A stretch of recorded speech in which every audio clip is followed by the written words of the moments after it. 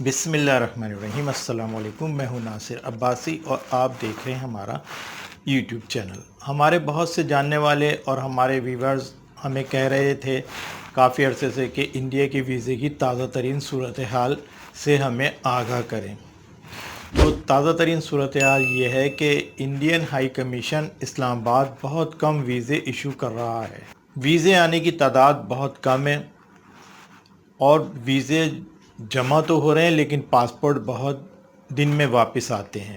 Visa جمع کرنے کے لیے پہلے اپروول کی ضرورت ہوتی تھی کہ انڈین ایمبیسی سے اپروول منگوائیے، اس کی اب ضرورت نہیں ہے کیونکہ ٹی سی ایس کے اندر بغیر اپروول کے ویزے جمع ہو رہے ہیں، یعنی کہ پاسپورٹ جمع ہو رہے ہیں بغیر اپروول کے ڈاکومنٹس کے ساتھ۔ جیریز جس کو فیڈیکس بھی کہا جاتا ہے، اس کا آفس اب نرسری سے ختم ہو گیا ہے اور وہ پنجاب چرنگی گزری شفٹ ہو گیا ہے۔ وہاں پہ بیریا فور نامی عمارت ہے، اس کے سیکنڈ فلور پر اب یہ آفس قائم ہے۔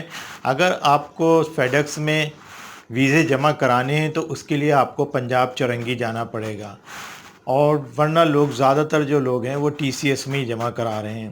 ٹی سی ایس میں ویزے کی ایک پاسپورٹ کی فیس 1150 روپے ہے، جبکہ فیڈیکس میں جو فیس ہے وہ 1015 روپے ہے۔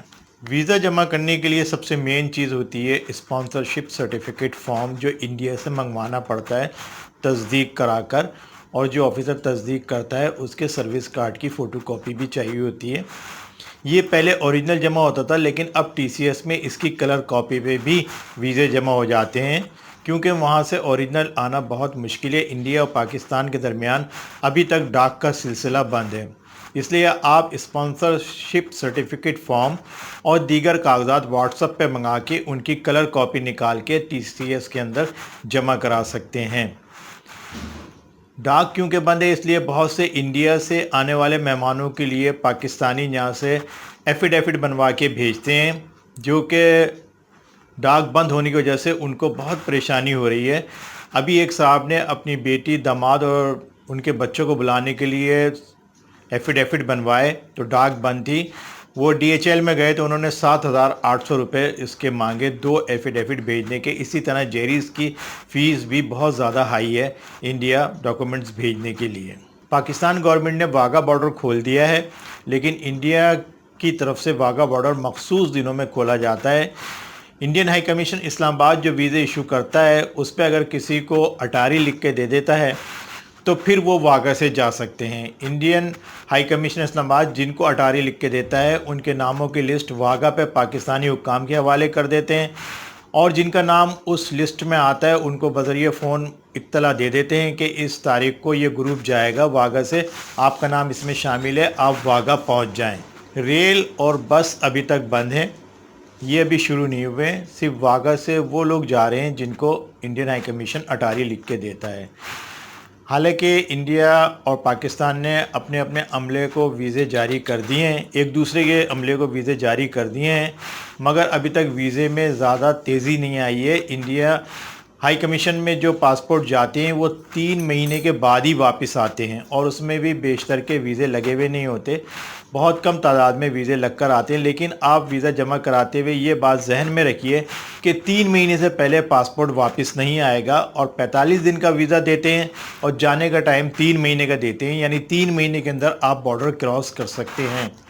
جانے کے لیے زیادہ تر بائی ایئر ویزے ایشو کر رہے ہیں، اور بائی ایئر آپ وایا دبئی جا سکتے ہیں یا وایا کولمبو، ان دونوں جگہ سے آپ انڈیا میں داخل ہو سکتے ہیں۔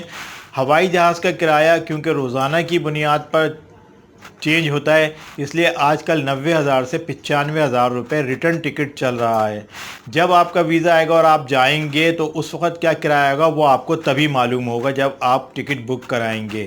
بہت سے ہمارے ویورز پوچھتے ہیں کہ ویکسین کون سی انڈیا جانے کے لیے استعمال کرنی پڑے گی، تو ویکسین کے بارے میں ابھی انڈیا کی کوئی پالیسی نہیں ہے۔ جو پاکستان میں آپ نے ویکسین لگوائی ہوئی ہے دونوں ڈوز، وہ آپ اس کا سرٹیفکیٹ یا کارڈ لے کے انڈیا جا سکتے ہیں۔ کوئی مخصوص ویکسین کا انڈیا نے اپنے کسی بھی چیز میں ذکر نہیں کیا ہے کہ یہ ویکسین لگوانے والے ہی انڈیا میں داخل ہوں گے۔ اور پاکستان سے جانے والوں کو ویزا جمع کرتے وقت ویکسین کا کارڈ یا اس کے سرٹیفکیٹ کی فوٹو کاپی لگانے کی ضرورت نہیں ہے۔ جب آپ کا ویزا آ جائے گا اور آپ بارڈر پہ پہنچیں گے، وہاں آپ کو ویکسین کارڈ یا اس کا سرٹیفکیٹ شو کرنے کی ضرورت پڑے گی۔ انڈیا سے جو डॉक्यूमेंट्स मंगवाने हैं। बहुत से हमारे व्यूवर्स और जानने वाले पूछते हैं कौन कौन से डॉक्यूमेंट्स वही पुराने हैं जो गुज़श्ता 4-5 साल बल्कि ज़्यादा अरसे से चले आ रहे हैं कि वहाँ से स्पॉन्सर फॉर्म मंगाना पड़ेगा तस्दीक कराकर किसी सरकारी अफसर से, और जो ऑफिसर तस्दीक करेगा उसके सर्विस कार्ड की फ़ोटोकॉपी चाहिए। इसके अलावा जो आपका रिश्तेदार वो स्पॉन्सर फॉर्म भेज रहा है उसके आधार कार्ड की फ़ोटोकॉपी, उसके इलेक्शन कार्ड की फ़ोटोकॉपी और उसके बिजली के बिल की फ़ोटोकॉपी चाहिए होती है। ये 5 चीज़ें वहाँ से आती हैं, यानी स्पॉन्सरशिप सर्टिफिकेट फॉर्म तस्दीक शुदा, उस ऑफिसर के सर्विस कार्ड की फ़ोटोकॉपी, रिश्तेदार का आधार कार्ड, इलेक्शन कार्ड और बिजली का बिल। इसी तरह पाकिस्तान से आपको पासपोर्ट की ज़रूरत पड़ेगी, नए वैलिड पासपोर्ट जो कम से कम 8 महीने के लिए वैलिड होना चाहिए, और अगर उस पर वीज़ा लगा है तो पुराने की ज़रूरत नहीं है, वरना वो पुराना पासपोर्ट आपको शो करना पड़ेगा जिस पे आप आखिरी दफ़ा इंडिया गए हैं। इसके अलावा CNIC की फ़ोटोकॉपी देनी होगी, और अगर बच्चे साथ जा रहे हैं तो उनके बे फॉर्म की फ़ोटोकॉपी देनी होगी। घर का कोई एक बिल देना होगा, बिजली या गैस का, और अगर वो आपके नाम नहीं है या शनाख्ती कार्ड और बिजली के बिल का एड्रेस अलग है तो फिर एक एफिडेविट लगता है एड्रेस और नेम चेंज का, वो आपको साथ में लगाना पड़ेगा। इसके अलावा पोलियो सर्टिफिकेट देना होगा। अगर आपकी नेशनलिटी है तो नेशनलिटी भी शो करनी पड़ेगी। 2 अदद फ़ोटो देने होंगे आपको 2x2 के वाइट बैकग्राउंड के, अमेरिकन स्टाइल के फ़ोटो, पीछे सफ़ेद पर्दा और 2x2 के फ़ोटो होने चाहिए। ये डॉक्यूमेंट्स की ज़रूरत आपको पाकिस्तान से पड़ेगी। तो जनाब इस वक्त वीज़ा बहुत कम तादाद में आ रहा है, बहुत देर में आ रहा है। 3 महीने के बाद पासपोर्ट वापस आता है। आने की रफ्तार बहुत कम है, बहुत कम लोगों को वीज़ा लगकर आ रहा है, चाहे वो नेशनलिटी वाली ख़वातीन हों या बग़ैर नेशनलिटी वाले लोग हों, वीज़ा बहुत कम आ रहा है। इसलिए सोच समझ के पासपोर्ट जमा कराइए। वीज़े बहुत जमा हो रहे हैं। इस महीने सितंबर के एंड से लेकर अब तक काफ़ी लोगों ने TCS में वीज़े जमा कराए, जिनका रिज़ल्ट तकरीबन दिसंबर तक आएगा। तो इंशाल्लाह फिर आपको बताएंगे कि कितने फ़ीसद वीज़े लग कर आए हैं। वैसे हम आपको दरमियान में वीज़े की पोजीशन के बारे में बताते रहेंगे। ये थी हमारी आज की बातें, यकीनन आपको पसंद आई होंगी और आप लोगों के इसरार भी था कि वीज़े की पोजीशन के बारे में बताया जाए। सारी बातें आपको बता दी हैं। अपने कमेंट्स हमें ज़रूर दीजिएगा, हमें अपनी दुआओं में याद रखिएगा। हमें इजाज़त दीजिए। अल्लाह हाफ़िज़।